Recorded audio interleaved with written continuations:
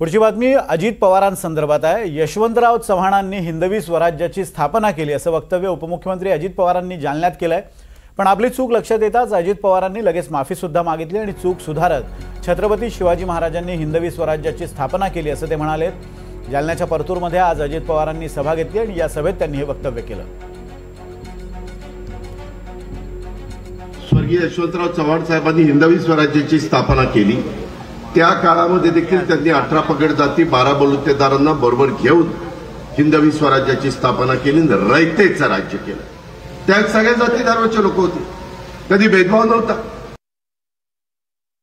मी मगाशी काहीतरी बोलताना चुकून स्वर्गीय यशवंतराव चव्हाण साहेबांनी हिंदवी स्वराज्याची स्थापना केली असं बोलून गेलो, माफ करा।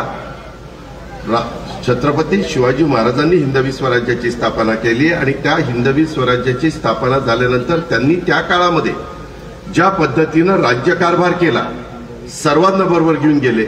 तसंच तुमच्या माझ्या महाराष्ट्राची निर्मिती झाल्यानंतर संयुक्त महाराष्ट्राचा मंगल कलश स्वर्गीय यशवंतराव चव्हाण साहेबांनी आणला।